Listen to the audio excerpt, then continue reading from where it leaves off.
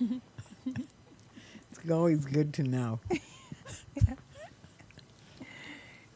Twitch has accepted our stream. Okay, good. Oh, and make sure about turning off your phones. YouTube has accepted our stream. Wonderful. Waiting for Facebook. Mm-hmm. All right. We'll leave that on in case Eric calls. Sure. Facebook has accepted our stream. Great. Okay, so we should be good to rock and roll, right? Okay, you can see the countdown on the screen, Vicky. Right. Yep. When it says on the air, you are on the air. Okay. Here we go.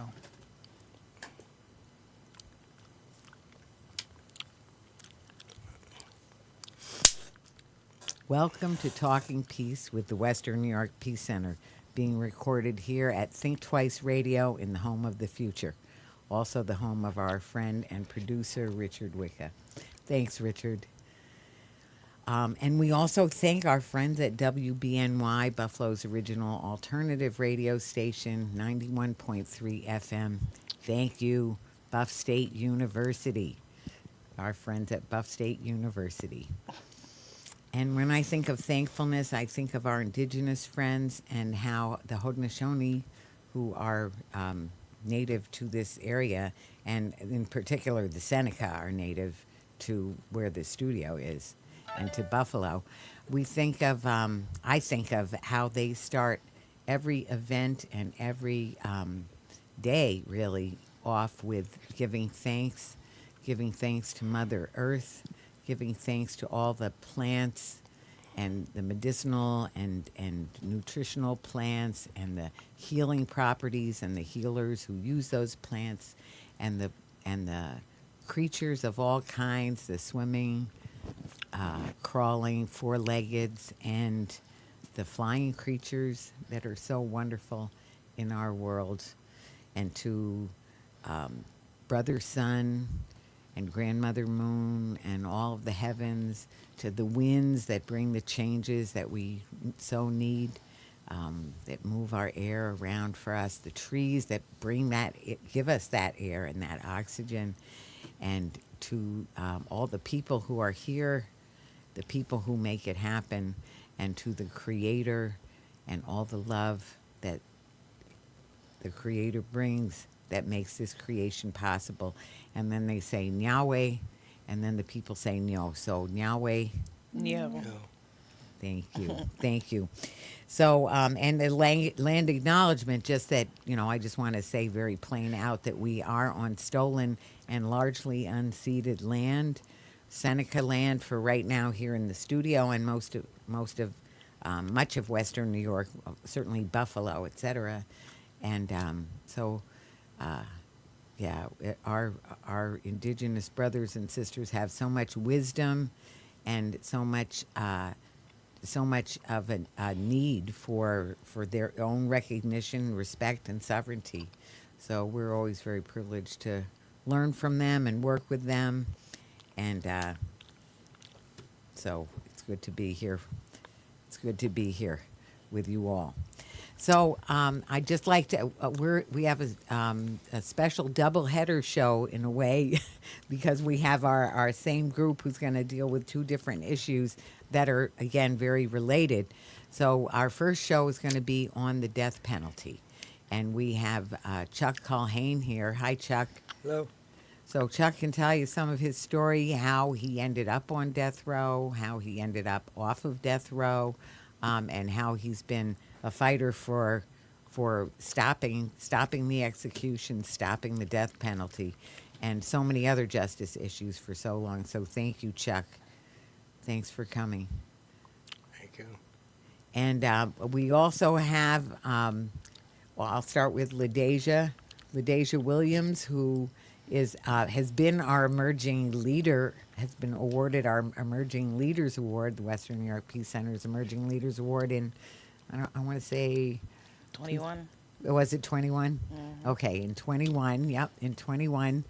And is a board member, is our liaison to Free the People, who's very involved in a lot of the things we're going to be talking about tonight. So thanks for coming, Ladaisha. Absolutely. Absolutely glad to be here. Yeah, it's so good to have you here. And I want to say, and to have so many years of watching you grow and develop, and what a wonderful emerging leader you are. Thank you. It has been some time. Yeah. Yeah, so I'm not gonna get into Peace Jam and Camp Peace Prince and all that, but another day we will. And of course, Sameria Mbili, friend of the show, Sameria Mbili. Hi, Sameria. Hi. And certainly you've been on the show a number of times, especially actually just the last bunch of shows that Yeah. I did. You were co-hosting them with me. Yeah, with the World Indigenous People Day, I was there for that one. Yep, and then the nuclear weapons with Jim. right. Yeah. Yep, two very powerful shows. Anybody who hasn't heard those shows, I would just say you can go to the YouTube channel of the Western New York Peace Center. You can hear those shows. They were excellent, if I do say so, because we were privileged to have some wonderful emerging indigenous young leaders as well, and Sameria as well. So anyway, so thanks for coming on. So talking about the and I didn't introduce myself, Victory Ross or Vicky Ross or Victoria Ross, whatever people want to use. I've reclaimed my teenage nickname of Victory, but I answer to all of those and then some. But anyway, I'm the board chair at the Western New York Peace Center, and glad and grateful to Deidre Emel, the executive director, and glad and grateful to still be doing some of these Talking Peace shows. So this one on the death penalty is a very big one, and Chuck and I have talked for a while about him coming on again to do this show. So before we get into the topic, fully into the topic, we can just go around on our regular, usual way of talking about the values that we want to uplift in this topic. So why don't we start with you, Sameria, and then we'll go around to Chuck. We'll just go around like that. So, Sameria, Some of my values about, in particular about the death penalty, I would have to say just human life in general, valuing, looking at other people as human, not just someone that you have no remorse for, and also justice and love. Well, thank you. Yes, those are all so important. That respect for and valuing of life, and justice and love, that makes me think of Cornel West says justice is what love looks like in public. Yeah, So, I like that. Yeah, isn't that great? And Chuck? Yeah. Well, following up with what Sameria said, how do you make a point of condemning violence and killing by violently killing the person who was, I mean, it's just, it doesn't make sense. It's illogical. It's immoral. I mean, there's a whole slew of factors against the death penalty. It kind of boils down, though, to people having reactions, emotional reactions to events, and that's understandable, totally understandable. But I think the difference between wanting some form of justice requires more than a reaction. I think it requires reflection and going beyond the surface of things to see what's really going on. And when it comes to the death penalty, it's the state and the government kind of wielding an awesome power, and power that they shouldn't have. Because once you can kill people legally, you can do almost anything else, So. Right. Yeah, you're so right. Well, thank you, Chuck. That's so eloquently put. It's no wonder I did put that on the description of you. You're, as a poet, you do have a gift for describing things and explaining them in ways that people understand. I hope so. Yeah. Well, thanks. I don't understand it half the time. Well, there's a lot to understand. When, but when I'm some- not discombobulated, I can understand. Right. Well, we do get discombobulated at times too, by our own admission. But anyway. And Ladaisha, what are some values that you think of with this topic? Values that I think of would be life. I mean, who doesn't value life? It's, definitely something to experience. We're still here. I don't think anybody should have their life threatened, no matter who you are. I think the good thing about life is that as long as you wake up, you get another chance to try again and just kind of start over with a blank sheet of paper. And when we talk about this topic, it's so hard because it sounds like you're like robbing people of that chance. So, Right. that's kind of what I think about. Well put. That's great. That's so beautifully put. Also, we're going to put you down as a poet too.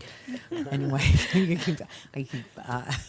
or you do. You have a way of putting things. So that is so true. And I keep thinking, as you're speaking, I keep thinking of Albert Schweitzer, I think it was, who used the phrase, but I love this phrase, reverence for life, which is really part of what we're talking about, that reverence for life, that valuing of life, that even awe about life, that it's such a phenomenal thing. I mean, it's hard to even understand that we have that gift of life with the consciousness that we have. So reverence for life. And the other thing I thought of, as Chuck was saying, and I always think of this, this is not a slogan I made up, but I think one of the groups in North Carolina used this phrase, or other anti-death penalty groups have said, why do we kill people to show people who kill people that killing people is wrong? Which makes me think of when I used to teach parenting, and it's the old "don't hit your sister" whap. So I mean, we have to be the change that we want to see. So killing people to show people that killing people, it just doesn't make sense. When you put it like that, it sounds like it doesn't work. Right, and it doesn't work. Yeah. That's the other thing we know. And there's all the other things about it, so we'll get into that. Some of the other things about it, like the deep-seated racism and dysfunction of our criminal justice system and all the other reasons why it also doesn't work. But before we get into that, I'd love it if you're willing, Chuck, to just sort of tell your story and sort of your story of death row, and then your story of your activism, how that has all evolved. Well, I went to prison for an armed robbery. I was not doing. I was not, let's say, a good member of society at the time. Sticking people up and is not in the community's or my own best interest. Right. But I had to go through a lot to get to some basic. Find some basic changes. Anyway, I held up a gas station. There was a shootout, and I got shot a couple of times. And fortunately survived, and was sent away. And a couple of years later, I was going back to court with two other men in a car with two deputies. And one of the prisoners made an attempt to escape and came up with the passenger deputy in the front, come up with his gun and told the other deputy, I don't want to hurt you. I just want the handcuff key. And the deputy said, okay. And he was reaching to his belt, like he was going to get the handcuff key. And he spun around and he shot him. And the prisoner, Robert Bauman, he fired back one shot. And the deputy fired again. And Bauman died almost instantly. The bullets went crisscross his lungs, heart, liver, everything was just shattered. And the deputy continued to fire into the back of the car. And he shot the other prisoner, Gary McGivern. shot him through the elbow. One bullet went into the seat of the car, and then the last bullet was a 5-shot 38 revolver. The last shot, I remember I was just ducking as the bullets were going Right. off. I was just reflexively going down, Mhm. and I remember my forehead hitting the drive shaft in the car.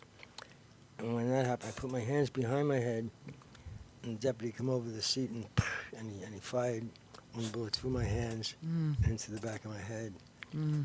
And I think, well, I have an Irish skull, which is a definite plus. You know, that'll stop bullets sometimes, or make it harder to penetrate. And also, I think the fact that it went through my hands also slowed the trajectory. So the bullet lodged right next to my spine in the fatty tissue of the neck. And I lost consciousness immediately. So we were charged with aiding and abetting, and what's called the felony murder doctrine, where if you participate in the underlying crime, you're equally culpable to and responsible for any killing that takes place. Mhm. So the surviving deputy said Gary did the shooting, and he didn't. You know, he never had a gun in his hand, and he made himself out. The deputy made himself out to be the one who lost his gun, to be the hero. I did this, I did that. I shot him. I shot Culhane, and but the case started to come apart when the bullet they took out of my head came from the gun. He said I grabbed the gun from the other deputy and pointed it at him, and then he shot me. But the bullet they took out of my head came from the gun that I was supposedly holding. So that case kind of unraveled early on. Oh, good. I bet. Yeah. Mhm. And they offered us off the bat like manslaughter, and we said no, we didn't shoot anybody. We didn't want to shoot anybody. Right. And Right. and the deputy is Mhm. not telling the truth. So our first trial ended with a hung jury, with 4 jurors voting to acquit, Mhm. and I was a little surprised, but the odds were kind of we're in prison for a robbery, and so it was a tough case. It was a tough sell to the jury, but 4 of them held out and said, no, there's something fishy going on here. Right. So anyway, the local newspaper, this is up in Kingston, New York, in Ulster County, kind Mhm. of conservative area. Mhm. I remember when we were driving into town, there was a big sign, and it said Wallace for president. It was George Wallace down in Alabama, is it? Or Alabama, I think. I right? think it was Alabama. Yeah. Who, Was it? he was like an But ultra... anyway, he was ultra- definitely ultra-conservative Southerner. Yeah. So anyway, we had our work cut out for us there, and the local newspaper said that the 4 jurors who didn't convict us violated their civic duty by not convicting us. They should have found us guilty and then let the appeals court determine our guilt or innocence. That's not the way the system works. No. The Right. system, guilt or innocence, is supposed to be determined by a jury. Mhm. And they said they violated their civic duty. So they were instilling fear into the the public mind. Right. And between the first and second trial, we had another trial 6 months later. There was a shootout in California with Angela Davis Mhm. was eventually arrested for providing a van for the Soledad brothers and George Jackson's brother, trying to liberate some prisoners from San Quentin. Mhm. And between that first and second trial that happened, Uh-huh. and all across the country, any prison cases, any escape cases, any police cases became really hot. And Mhm. when we went back for the second trial, I mean, it was just nuts. They had helicopters over the courtroom. They had guards in the hall with machine guns. Oh my People God. couldn't visit without just taking all their clothes off. Crazy stuff. And it was in that armed camp atmosphere that we had our second trial, Mhm. and were convicted and sentenced to death. Mhm. So I remember we fired the attorneys after we were found guilty and represented ourselves during the penalty phase. In New York, it was a two-phase Right. deal. The guilt or innocence, and then if you were found guilty, then you would go to what will the penalty be. So we fired the attorneys, and the judge said, well, let them sit there to consult with if need be. So we found some interesting stuff while we were representing ourselves, some evidence that had been suppressed, photos of the crime scene that would have favored our version of the events, and stuff like that.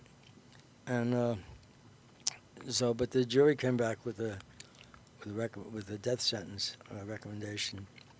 And I remember the lawyer saying, well, listen, don't feel too bad. This is your first case, I said, yeah, right. Thanks. And the other lawyer's advice was, don't sit down. We were sentenced to the electric chair. I said, very good. I have to remember those funny times. Yeah. But at that time in New York, there had been a kind of moratorium on executions. There hadn't been an execution since 1963. So here we're talking about 1971. And this was a national phenomenon where there was only 2 executions in a 10-year period. And Really? Yeah. In all the nation. Yeah. And that was a result of the NAACP Legal Defense Fund had attorneys spearheading a national effort to get moratoriums in individual states one at a time, and they were able to pretty much halt the process.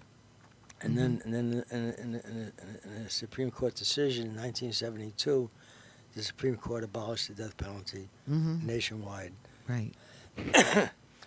citing that it was applied in a manner that was freakish and like akin to getting hit by lightning. It was so arbitrary, and and the real underpinnings of the death penalty was its racial application. Right.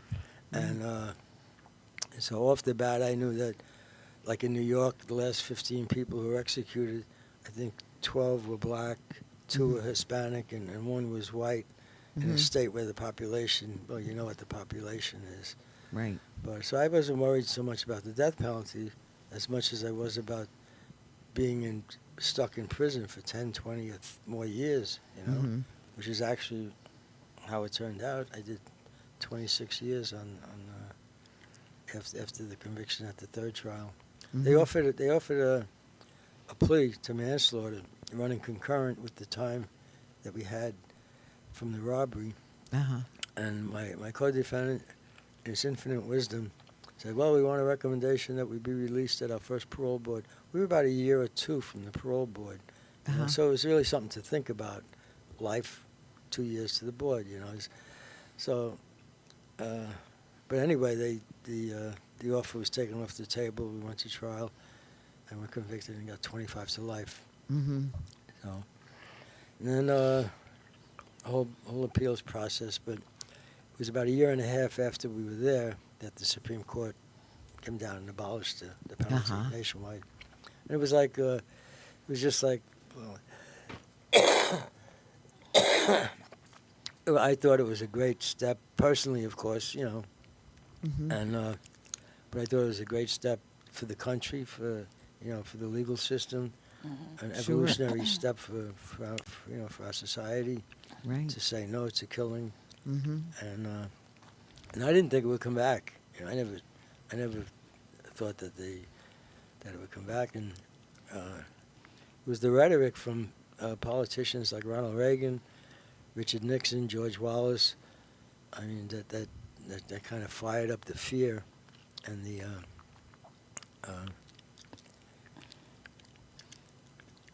and the fear. Okay. So I wanted to ask them, like, abolishing the death penalty at the time, is that what gave you the opportunity to go back up for, like, they had to, like, reconsider how long you were going to be in there after that, or? Well, back for the 3rd trial, the most of the cases, people just got, a life sentence after the death penalty was knocked out. In our situation, they reversed the guilt innocence phase also, you know, with in the New York Court of Appeals. And one of the things that the judges there said was the prosecution's case presented substantial questions of credibility, you know, and that was like, so they made what I felt was the best offer that they could, and but we didn't take it, and so from then until my release in the early '90s was a result of the third trial. Got 25 to life, so. Gary got clemency, my co-defendant, down the line, and then I got out like 3 years later, in the early '90s. I was I was blessed all along. My family was always with me. You know, I was able to develop as a person, you know, a bit of a consciousness, and Sure. so I was like, you know. If you're not going to wake up here, you're not going to wake up, you know? Right. That's the end of the road, right?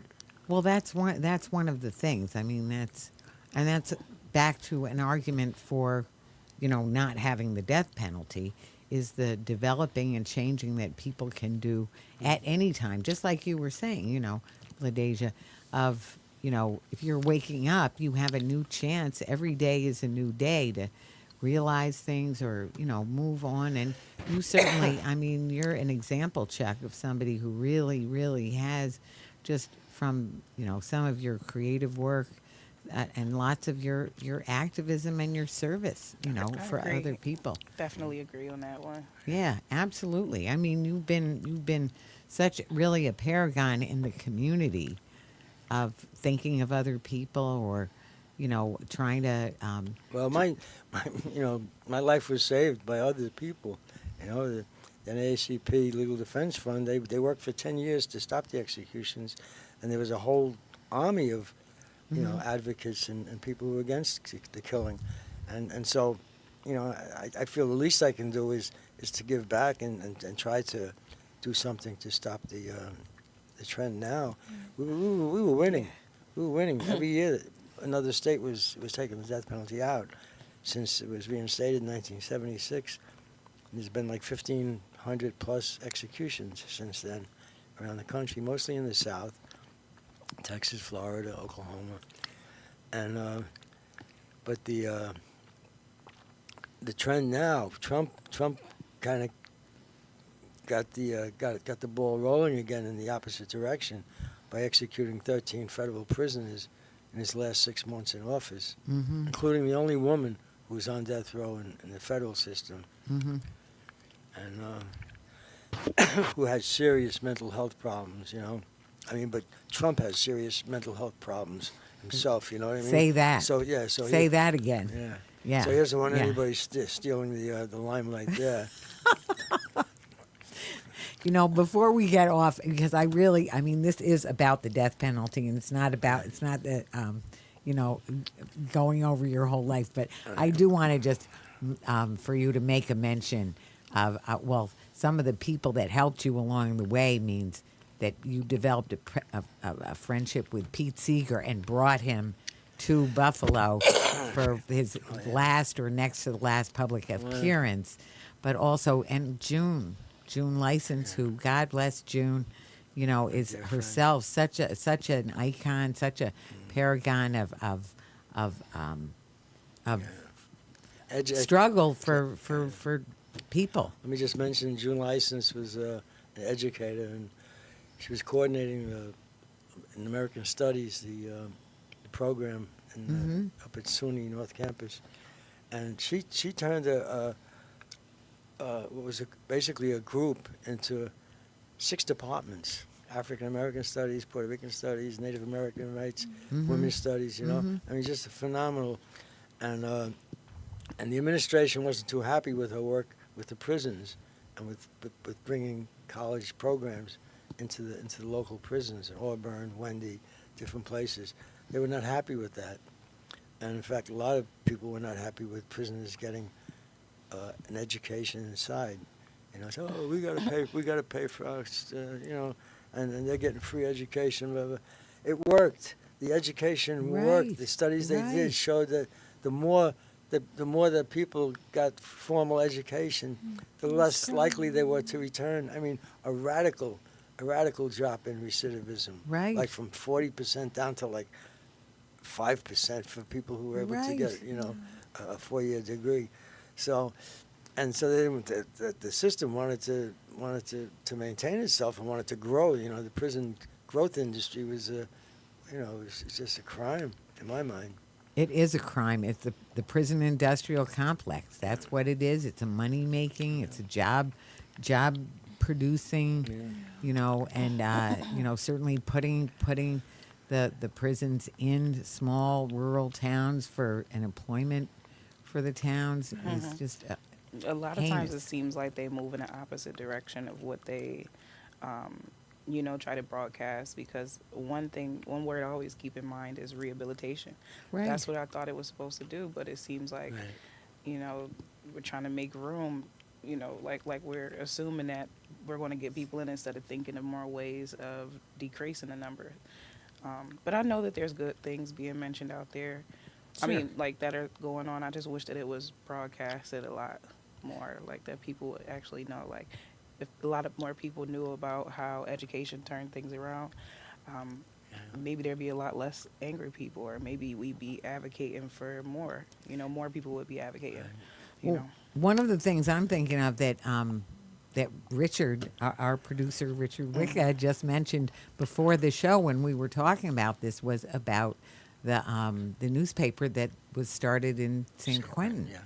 So were you here, Sameria, when he was talking about that? No, I missed it. Oh. 2008, Go ahead. they started up a newspaper in San Quentin, and he was mentioning some of the articles and the writings that prisoners were doing. I have some copies that my friend Eric, who's on death row in San Quentin now, unfortunately in California, they have like 700 people, men and women, on death row, but no executions. The governor said, as long as I'm governor, there won't be any people executed, which is great. But that leaves the door open, though, in case a Republican gets in who's Right. pro-death penalty. So there's work going on now to try to get rid of it altogether out there. But Eric might call us. I told him to try to call us before 8 o'clock. Right. And if he does, I'll get a chance to hear what's going on inside. Well, he might. It's still a little time before then, or if he calls at any time while we're still broadcasting this show, or even the next show, we could, take his call. So there's a newspaper that's out, and prisoners are writing in there. Are they on death penalty? Some. I think the newspaper isn't just for people No. on death row. Right. But they contribute. I remember I contributed when I was and started up a newspaper in Green Haven when I was there, the Open Gate, and so we do articles about about current laws and and human interest stories, people's journey through the system. Racial disparity was always a focus of mine in writing and Right. because that's like that's the elephant in the room, Right. that the system is, just works to the great detriment of minority communities. Absolutely, absolutely. And I wanted us to talk about that too, and that's where about the Innocence Project and the work that has been done. So what the racial disparities that are evident in the numbers of people incarcerated and the racial and ethnic makeup of those people. But also the Innocence Project, which showed back to what you were saying before, Chuck, about it could be the randomness or the lack of randomness, really, that the people who they're going to be poor, black, indigenous, or people of color who are going to be, given the death penalty, and who are going to be not getting decent legal help, and who are going to be, that are very likely to, they're more likely to be innocent because they won't have had the legal help and because of the racism in the people making the decision makers. Yeah. So that's the people within the criminal justice system, that's the jurors who come on, right? It's all of it. So it's all working against those people. And so the Innocence Project that found, and I think they were focused on this. This was oh God, what's his name? Brian Stevenson? Yeah, Brian Stevenson started this work, and he was working with people who were on the death row, and finding person after person who was innocent, but they were on death row, and those were the people who were going to get killed. So it's not just that it doesn't make sense. Why do we kill people to show people who kill people that killing people is wrong? It's also that the people who are on death row very likely aren't even guilty. Yeah. They're just thought we Well, was they some found, black. statistically, they found that for every 10 executions, or every 9 executions, there's been at least one exoneration, which is like a finding of innocence. And that's the ones that they caught, that they did investigations on, that they, tested DNA, that Right. they, looked at the ballistics and forensic stuff, and found that people were innocent. Surely some people slipped through the cracks and were executed, Right. And some of the governors, I mean, and unfortunately, it's all the Republicans, following Trump's playbook, saying, "No, we don't care. We don't care if they're innocent. We don't care if We don't about care. anything." What is Yeah. that? Right. I mean, how can you even say that? Right. Well, they hold up the victims. Look at the poor victims. Nobody's advocating for them. Of course, people advocate for the victims. It's heartbreaking what happens to people, Right. and when someone is killed in our society. I mean, people fighting for change are not fighting for. So we'll have a criminal country. You know what I mean? Right. It's criminals running the country. Yeah. Right. Right. We can see that now. Yes, right. We're like kind of disorganized crime, if we are criminals, But yeah, it's sad. But getting back to Pete Seeger, he was. You guys are too young to really know. But Weren't you there Where? when Pete came? 2013. No, Where did No. Pete come to? 10 years He ago. came to the Western New York Peace Center annual dinner. You 2013 weren't there that year. 2013. You'd So was it remember at the church? Off of The convention Clinton? center. No, it was at the convention I center. probably wasn't. That was Yeah. the year I graduated from high school. Oh, Okay, okay. so yeah, I thought you were still. So maybe you weren't in Peace Jam that year, or maybe you couldn't just make it that night, because everyone in Peace Jam came for free, which is one of the reasons why we didn't make very much money on that dinner, because we had a lot of people, not just from Peace Jam, but other people that we let. In fact, it was such a crazy year that year, because we already had two keynote speakers just because of our. The way the outreach had been done, it was a little bit of a botched job. So we had 2 people coming already, and then Pete at the last. Pete was like an icon of in the folk music yes, world. very, Just, yeah, going back to the 30s and the 40s, I mean, it was just, his contemporaries were Woody Guthrie, big jazz folks, right, And politically, he was always very much on the left, with right. What's the opera singer's name? He. They They got stoned in Poughkeepsie. God, what's his name? Robeson, Paul Robeson. Yeah, Paul Robeson. Paul Right, Robeson, Paul great, Robeson. great orator and Yeah, a black opera. man, Yeah. very famous, wonderful. What a citizen of the world. What a courageous. They were stoned. They Wonderful. were stoned by white people in Poughkeepsie, Right. New York, when Paul was coming in to do a concert. They Right. said, "No, we don't want these black communists coming in here." They're crazy, crazy, and they're crazy out there now. Some of them, But anyway, Pete was he was 92 when he came up and did the concert for us. Wow. Because of his friendship with Chuck. That's why he was best man at my wedding when I got married in That's awesome. 1989.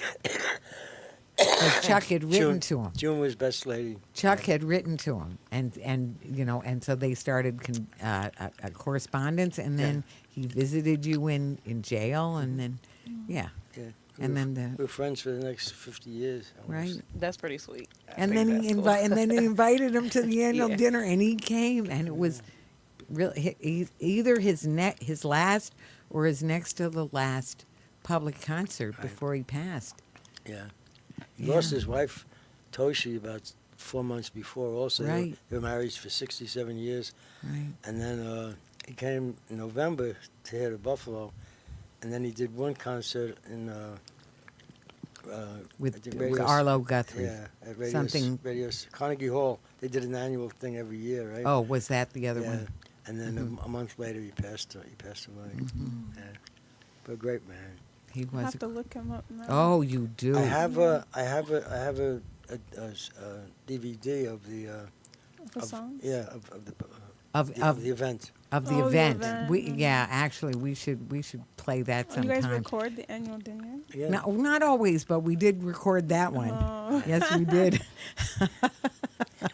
Yeah, so I'm looking forward. But anyway, so he was certainly against the death penalty, and he was certainly for, big changes in our society, top to bottom, and certainly in the criminal justice system. And prisoners' rights was always very big with him. But he was sort of, actually, that's one of the things that Pete was, like the Western New York Peace Center, trying to look at all of those issues. So if it's labor, it's, economic issues, environmental issues. He's very much helping the Hudson, the cleanup of the Hudson, Yeah. Youth development, all kinds of things. He was always interested.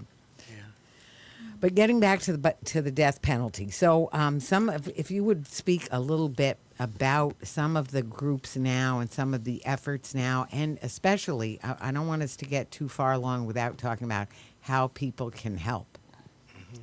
So, Well, right now there's kind of a resurgence, as I mentioned, of the resumption of executions. There's been Right. kind of a slowdown and then a Mhm. shutdown in many places during Mhm. COVID, mm-hmm, which was, COVID was bad for the country, but it was kind of good for the people under death sentence because it kind of put everything on hold. mm-hmm, But now it seems that the resurgence is picking up some steam, and but I think a lot of people are rising to the occasion too, and there's coalitions around the country, especially in the killing states, Texas, Oklahoma, Florida, Alabama, Arkansas, who are rising to the challenge and fighting it.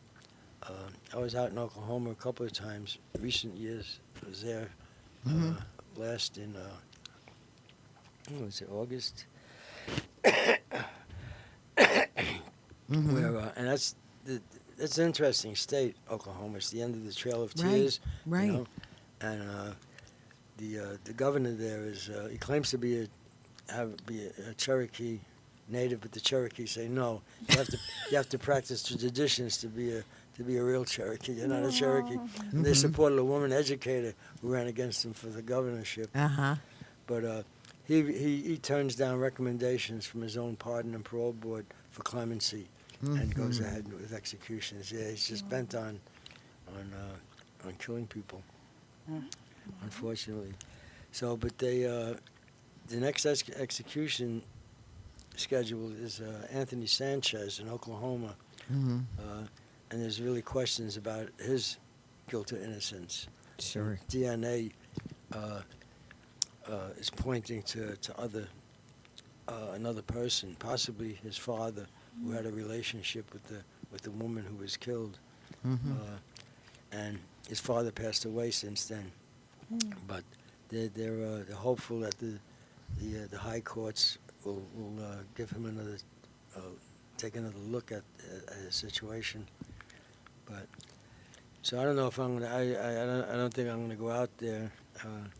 Last time I took a bus there, which was interesting, and but I enjoyed the trip, but it was kind of wearing. I'm getting. Oh, I'm sure. I'm getting a little on an age now. I can't be hanging out in too many bus stations. Right. Right. but one of the people there sent me back on the plane. I was booking the Mhm. bus thing. She says, "No, I got a ticket for you on the plane." I said, "You shouldn't do that. It's too expensive." But anyway, so I traveled back in class. But So I may go, but probably not. I'm not feeling too well lately. Mm. Some medical issues. Mm-hmm. But there's a lot of people active. There's an Oklahoma coalition that's working hard, and a national coalition. Also, the Abolitionist Action Committee. Abolitionist They- Action Committee. Yeah, they Mhm. go. They're doing stuff all around there. I was there in June at the annual Fast and Vigil. Every year they have a Fast and Vigil for 4 days. Mm-hmm. From which starts on June 29th, which is the day that the Supreme Court abolished it in '72, Mm-hmm. and then to July 2nd, which is when they reinstated it 4 years later in 1976. Mm-hmm. But so anyway, the fight is going to continue, and people aren't, they're not. More and more people are getting informed about the issue and what it means. Buffalo, I always thought of as a good abolitionist entity. Mm-hmm. I remember the Charlie Fisher, when he was on the Common Council, Right. sponsored a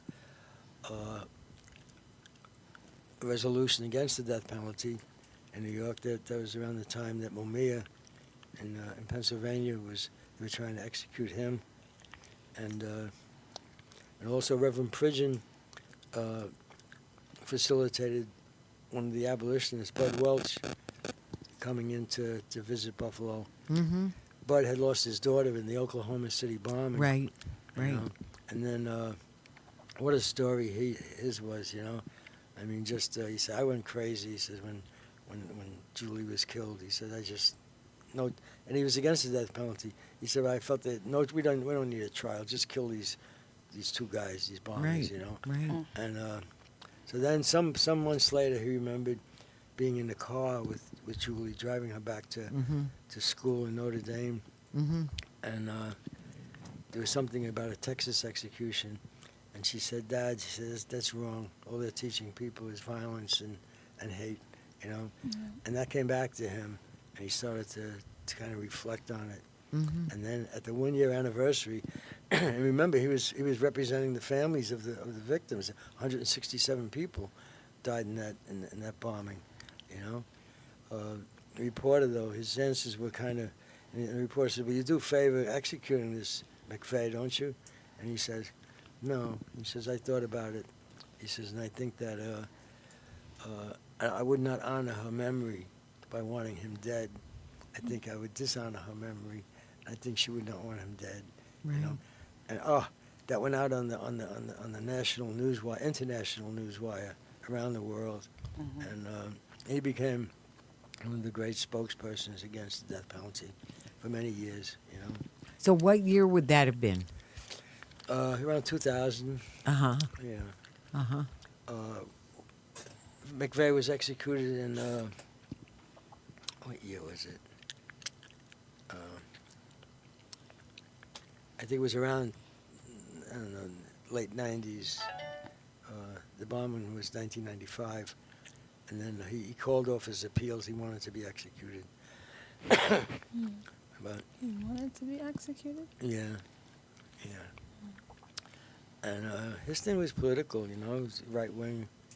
But when Bud was here, he was initially coming to Buffalo to give a talk at a church, give a homily. He stayed the whole week giving interviews and going to schools and churches. Uh-huh. And then at the end, he asked me and a friend, he says, I'd like to go up and visit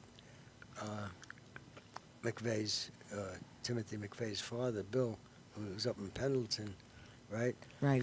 And Yeah, right so we around were here. able to arrange their getting together, right? And he went up there and he said, it was just, they fell into each other's arms crying. It was Right. just an emotional, draining experience.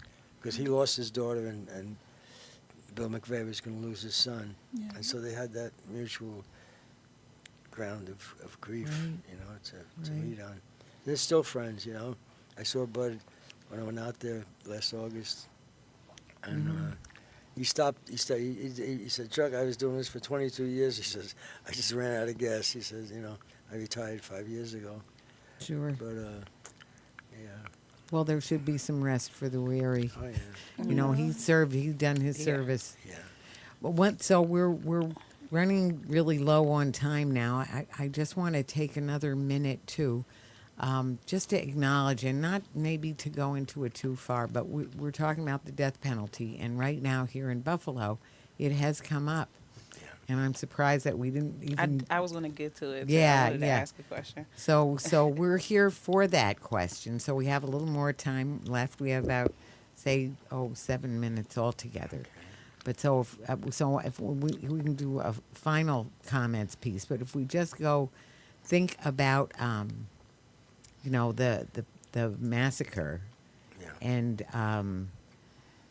how that fits into this, and people's thoughts or feelings that you just want to share briefly about that. And so why don't we start with you, Ladaisha, because you were.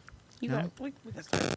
Well, then I would start with Yeah. Sameria, and we Yeah. would just go around like we were going. So, do you have some thoughts about how, we've been hearing all of this About about the the death massacre. penalty, and then about Gendron, Peyton Gendron. Yeah.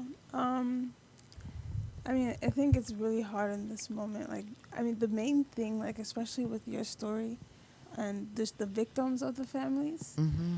they have, obviously, like, you can resonate with their pain right now. Like, they want, they want justice in the way they think it should be. But at the same time, there's, like, this element of forgiveness that we have to take into account.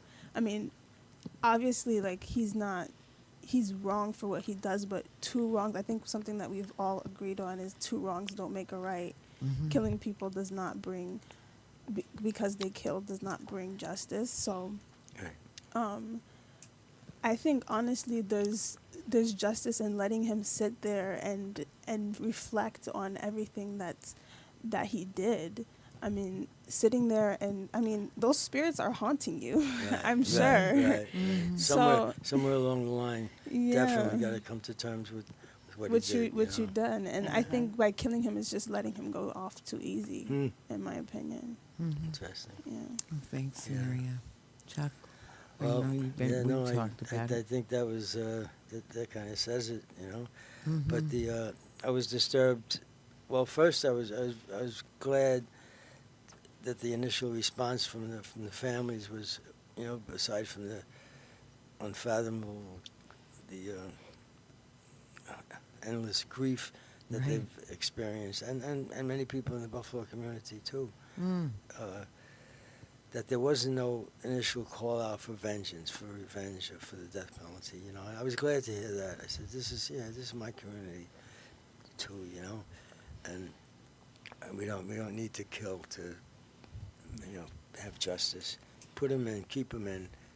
He's not going anywhere for next 60, 70 years, and I have no problem with that. What he did is just this. If anybody deserves a death penalty, certainly cases like that. But no, you have to draw the line. You have to get rid of it altogether. It's the baseline. Anthony Amsterdam, who argued the decision in '72, he said it's the baseline of our humanity, the Mm-hmm. death penalty. You go for the death, and that's the road you're going down on. And so government, if they want to go down on that road, they're taking us to a dark place, Mhm. And the mayor here called in the middle of June. He called for the death penalty for mass murderers, and considering his history, I think it was an opportunistic thing. And I'm sure there's some people among the families of the victims who legitimately feel that the death penalty is appropriate and right. And I can't argue with that. I can't argue with their pain and their grief. I just hope that somewhere along the line that they can come to terms with the loss of their loved one, So, but I think Brown's thing was an opportunistic thing. I think what he did with India Cummings, he shouldn't even be mayor. She won the election. What the hell? Right. I felt that he stole it. India Walton. Yeah. India Walton. What did I say? Cummings. Cummings. Oh, Yeah. my God. I've made that mistake Oh. myself before. Yeah, it's Yeah. easy to do. So They're both two very different figures, but Yeah. a similar name. Yeah. Yeah. But thanks, Chuck. Yeah. And Ladaisha, what do you thinking? Well, I Yeah. mean, just to answer the original question, like any thoughts that I ever had, um, in regards to when they did bring up the death penalty after Mm-hmm. the top shooting. Mm-hmm. Just being honest, and my thoughts were neither whether we should have a death penalty or not. My thoughts were more so surprised that they even would consider it for this white male, you know. Mm-hmm. Not that the death penalty is solely reserved for black and brown people, but I mean, the statistics showed, kind of like you said. Mm. I was kind of just like, oh, wow, you know, but in the back of my head, it was like, they're not going to let that happen. You know. Is that your Eric. San Quentin. wow? Okay, Right on time. it's okay. We have You have 4 3 minutes. Yeah, go ahead. You have a prepaid call from Lee Barnett, an inmate at the California State Prison, San Quentin, California. Wow. This call and/or telephone Try to hold it up to the when yeah prepaid call. You will not be charged the for speaker. Thank you for using Global Tel-Link. Howdy, howdy. Hey, Eric, okay. You caught us in the last 5 minutes of the program. I'm here with Ladaisha Mhm. and Sameria Mhm. and Vicky Ross, the program lady. And we were hoping that you were able to call. So we have a few minutes, and maybe you'd like to respond to some of the questions people have here. Sameria. Hi, Eric. Hi, Eric. Hi. Yeah, it's nice to meet you. Where are you calling from right now? San Quentin State Prison, Condemned Row. Where Okay. the newspaper at, right? Oh, and you've been featured on the newspaper. No. Oh, have Oh, you? Have you been featured on the newspaper? I don't think so. Oh, okay. Wow. Well, do you have any intentions on writing an article for it? Sure. Okay. I write quite a bit. Oh, good. okay, good. Good. Well, you know what I would ask you is what would be your message that you'd like to send out to people on the air here? I think the most important thing is I've been down for 37 years now, and Mhm. you know, and like most of the guys out here, I can't get a fair hearing because most of the judges are ex-prosecutors. Uh-huh. They're elevated to the bench. They're elevated to the bench to do what the other prosecutors want, of course, you know, Right. which is affirm. Right. And so you basically have a corrupt court system, and that's why the United States has 5% of the world's population, but 25% of the world's prisoners. You know. Yeah. And you know, Mhm. like it's not just a California problem; it's a national problem where Right. this goes on. Right. Where they keep putting the prosecutors. You know, they keep taking the prosecutors out of the prosecutor's office and give them a judge's robe, and now he's the judge that's going to rule on cases that come before him from his party prosecutors. Right. So it's a very corrupt system. Right. Very corrupt. Right. Well, actually, Uh, we're doing another radio show very shortly that will start up again in another 5 minutes or so. Maybe you can you call back or hold on? I don't know if that's possible. Is that possible? I got the I have the phone up until I have it for like another half hour if you need me. You know? Sure. So can Chuck call you back, or you want to call us in 10 minutes or something? Because Yeah. we're going to talk about the criminal justice system in general, Call out. Good. too. Yeah. Great. Okay. It's on my tablet, you know. Okay. Yeah. Good. I'll tell you what the San Quentin newspaper connection is. In the interim. Someone mentioned it earlier. Okay. Well, thank you so much, Eddie. Eric. Eric, it's so great to have you calling in. Thank you so much. Thank you so much to Sameria, Chuck, and Ladaisha, and to all who are listening out there in wherever you're listening from. Radio Land. Radio Land or wherever, whatever land you're listening from. Anyway, we thank you so much, and we'll be right back on with another show. But in the meanwhile, this is Talking Peace, and together we've been talking peace in truth and love. All right. All right. So we.